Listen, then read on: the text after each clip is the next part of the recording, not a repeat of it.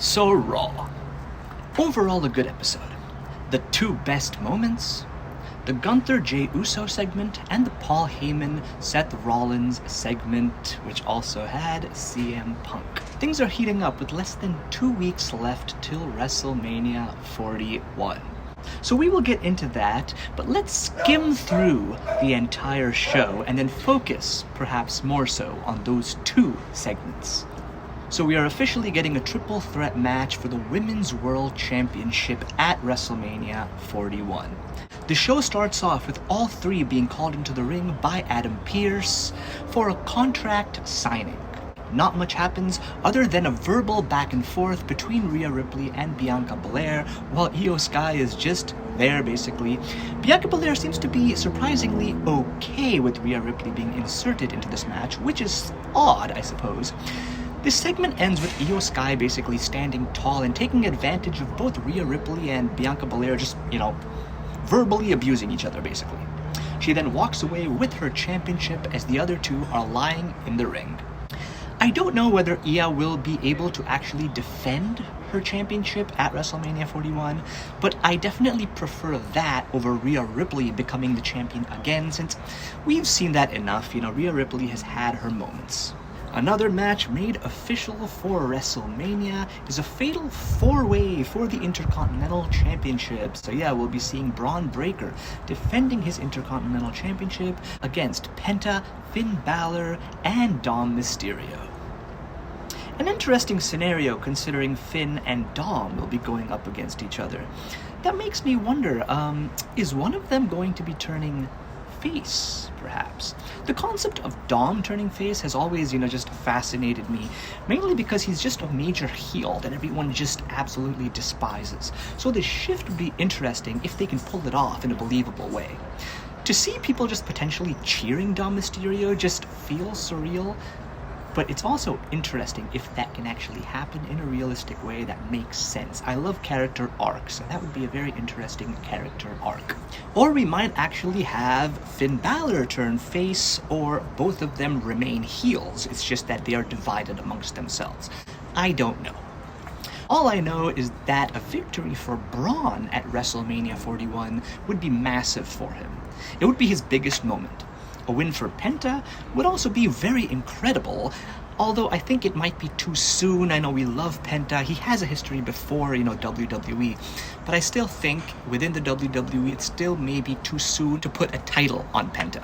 Finn winning would be boring. It doesn't really excite me. Dom winning?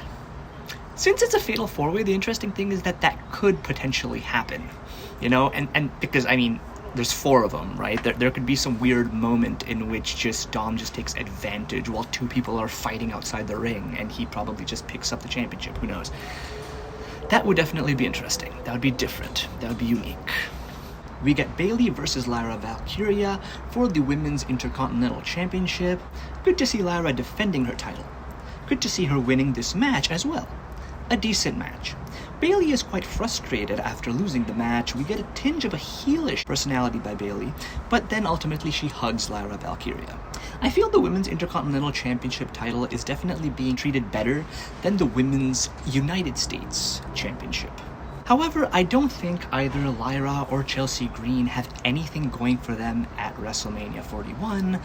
That's unfortunate. The WWE should have built some story or rivalry within the women's division for these two women. We get LWO versus El Grande Americano and the Creed brothers.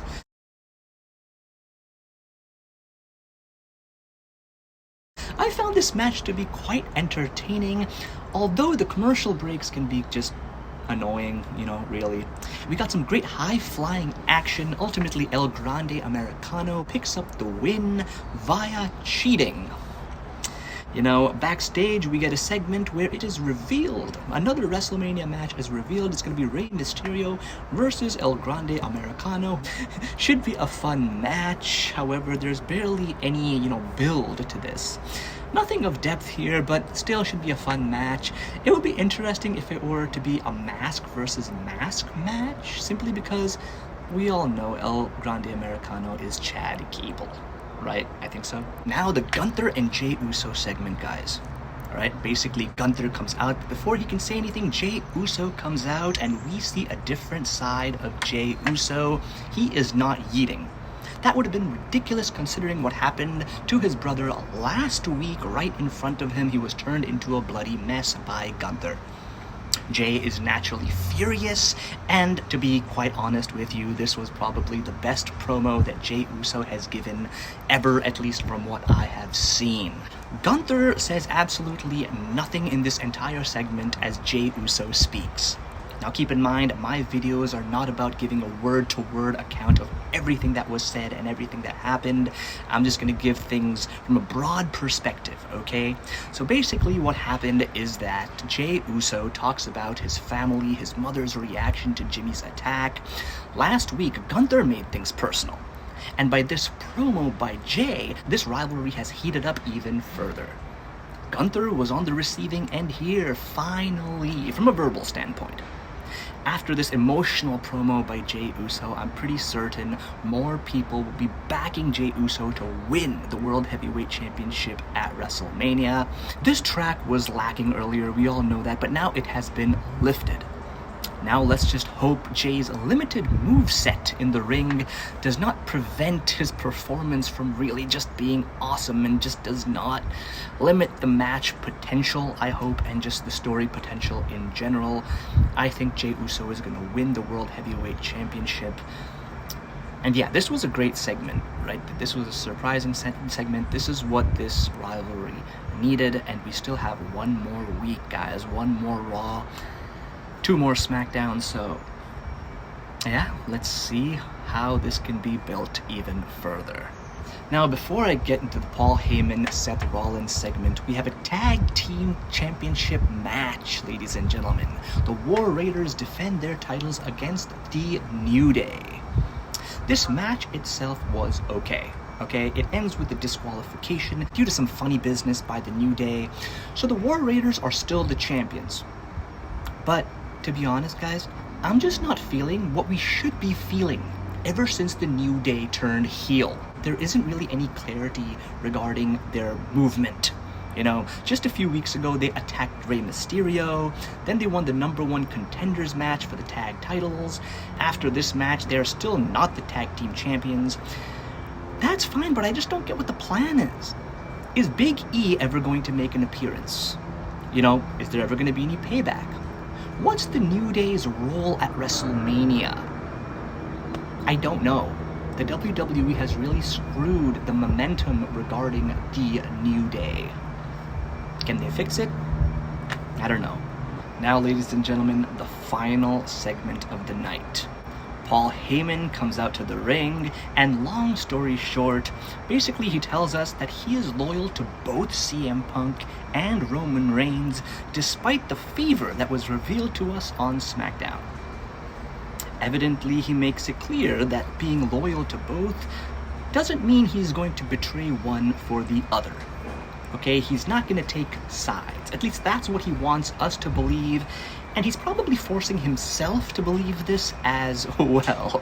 In reality, he probably doesn't know where his loyalty lies, right? And neither do us. But he's trying to convince us that, hey, look, he's loyal to Roman Reigns and CM Punk equally. Kinda devaluing the favor in his sly way, right? That's Paul Heyman. But then, ladies and gentlemen, Seth Rollins comes out. So Seth Rollins comes out and things get interesting. Some nice divide and rule tactics at play. Some nice mind games by Seth Rollins, who basically calls Paul Heyman disposable and someone who is just used. He says how neither Roman Reigns or CM Punk care for him and gives examples to validate these claims. The main example he gives is how Paul was on his own dealing with the new bloodline, which treated him like garbage and then smashed him through a table, leaving him out for months. Indeed, where was Roman Reigns? Where was CM Punk? Roman Reigns just disappeared after losing at WrestleMania 41. You know, he left Paul Heyman literally on his own to deal with the Tongans, and CM Punk didn't do much more.